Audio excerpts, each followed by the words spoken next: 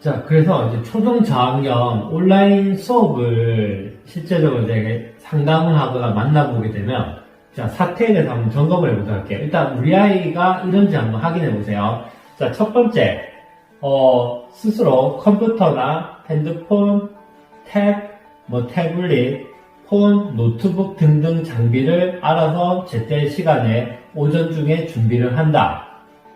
두 번째, 시간표 개념에 있어서 오늘 요일별로 뭘 할지, 무슨 교과서를 챙겨야 될지 집에서 스스로 챙긴다.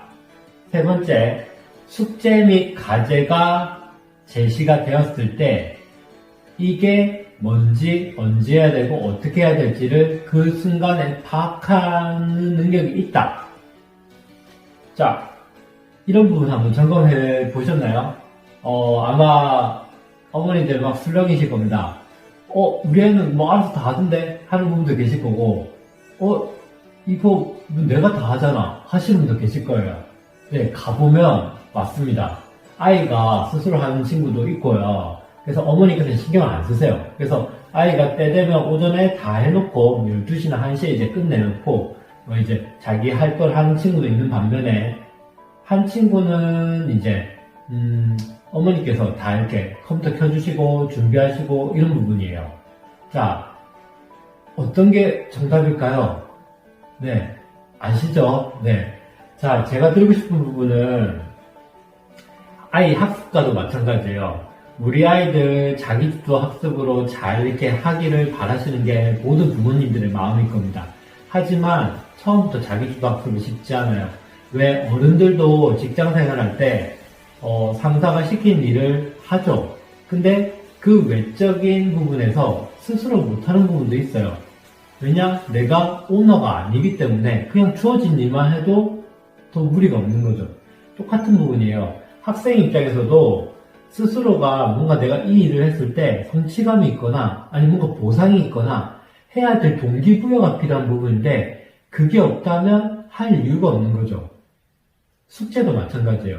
집에 회사에서 남은 일 가져가서 집에서 하시기에 좋아하는 분 없을 겁니다. 아마 워크홀릭에 완전히 일에 중독되시는 분 아니라면. 아이도 마찬가지예요. 집에 와서 숙제를 또 한다는 건 쉬운 일이 아니에요. 특히 학원에서랑 충분히 많이 했는데 집에 와서 또 하는 부분 쉽지 않죠. 자, 그럼 일단 자기주도 학습이 뭘까요? 다들 어머니께서 제일 크게 착각하시는 게 혼자서 집에서 공부하면 자기주도 학습이라 생각하세요. 학원이라거나 학습지라거나 과외라거나 온라인 수업이 아닌 그냥 하면은. 그래서 어머니께서 책을 주시고 어디까지 풀어놓으라 이렇게 시키시고 어머니께서 채점해 주시고 이런 부분도 있고 정말 자기주도 학습을 생각하시는 부분은 다 다양해요.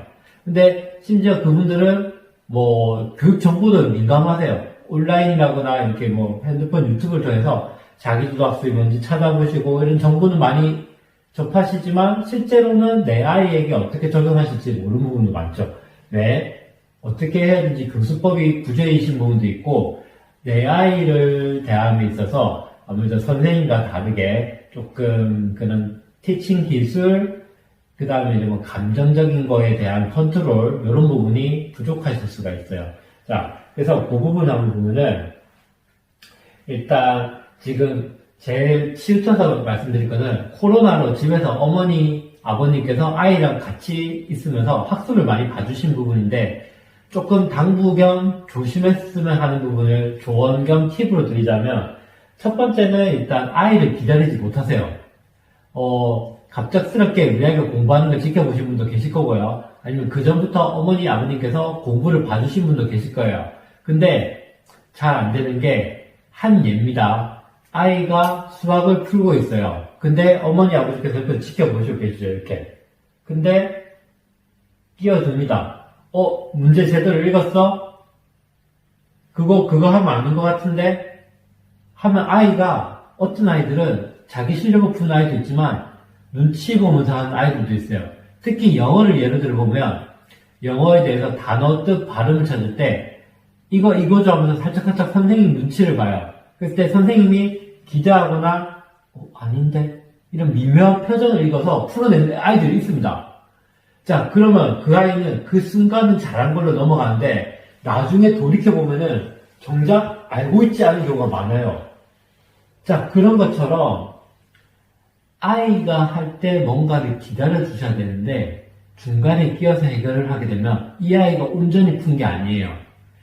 틀려봐야 아이가 자기게 될 수가 있는 계기가 돼요. 틀리고 매겨보고 왜 틀렸지? 생각하고 내가 문제를 제대로 안 읽었네.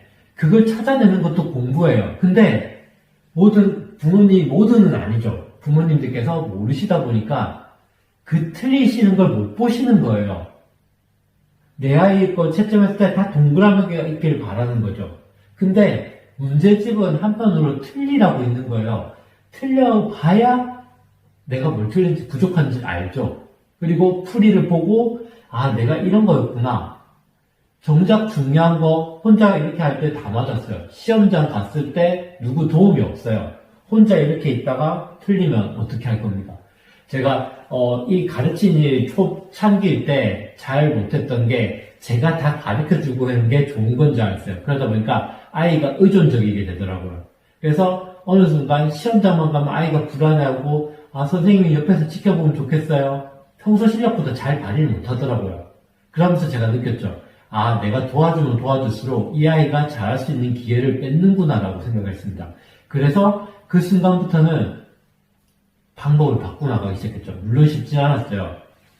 아이를 기다려주고 화를 안 내고 정말 쉽지 않았습니다. 근데 어느 순간 시간이 지날수록 아이가 울곡해 해내면서 선생님 이거 했는데 제가 앞으로 뭐 하면 좋을까요?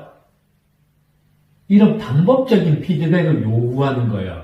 그전에는 틀린 거에 대해서 못 찾으니까 선생님 이거 이해가 안 가요라고 접근했어요.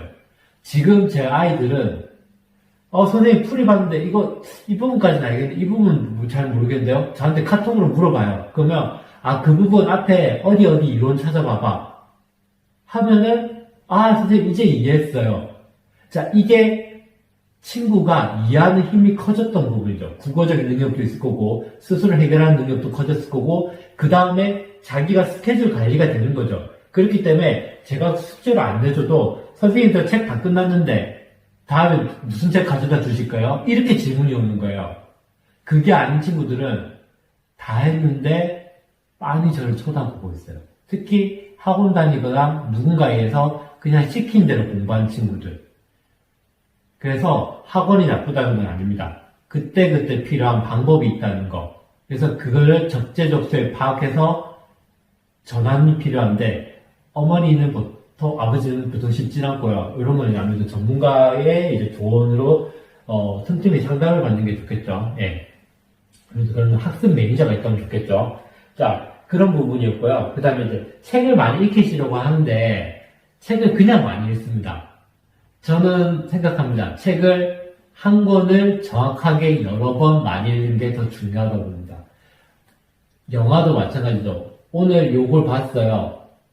시간이 지나고 내가 나이가 더 있고 사회경험 있고 봤을 때 느낌 다르죠. 예를 들어서 삼국지 어렸을 때 봤을 때는 어떤 장수 보통 어린 친구들은 유비, 간우, 장비가 멋져 보여요. 하지만 나이가 조금씩 들수록 조조도 다시 보이고 그 다음에 오나라 쪽 장수도 다시 보이고 여러 가지가 바뀌는 거죠. 내 상황에 맞춰서 보이는 거죠. 아는 만큼 보이는 법입니다. 그래서 책도 부모님 입장에서는 이래면 좋겠다. 결론을 제시를 해요. 근데 아이 입장에서는 안 보일 수가 있어요. 왜냐? 아직 안 경험했기 때문에.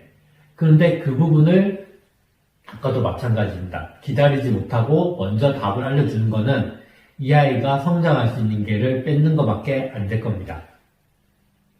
그 다음에 중요한 거, 복습이 중요하다는 거.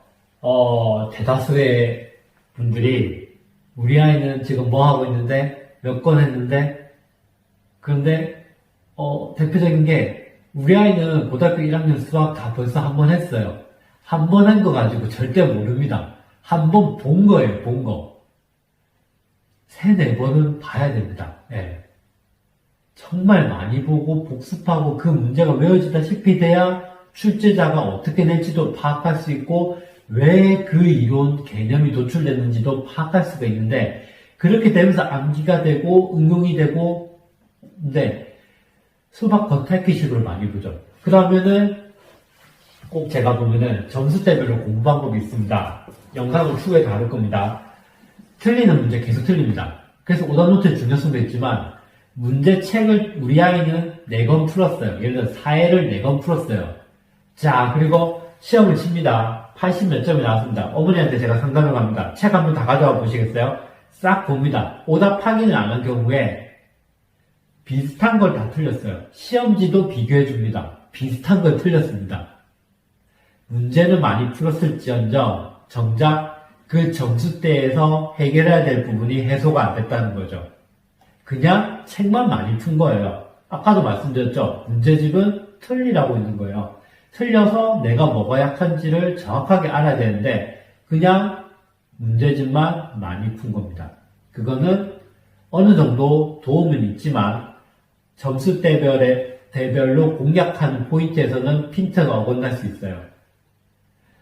조금 낮은 쪽, 중간, 상위, 최상위, 만점이라고 봤을 때 각 계층별 공부 방법이 있다는 거죠. 자, 그 다음에 이제 제일 조금 중요한 거. 요런 말도 있죠. 왜 가르치는 교육자는 자기 자신 못 가르친다고. 제가 여러 만나봤지만 잘 가르치시면 잘 가르칩니다. 봤을 때 객관적이지 못한 게 대다수였던 것 같아요. 잘 아닌 경우에는. 다른 아이는 객관적으로 보이는데 내 아이는 주관적으로 감정적으로 한다는 거죠. 그래서 아까 말씀드렸던 모든 것에 일맥상통하는데 최대한 객관적이고 감정적이지 않게 우리 아이를 지켜보는 게 중요하다는 거. 그리고 거기에 맞는 학습 솔루션을 제시해줘야 된다는 거.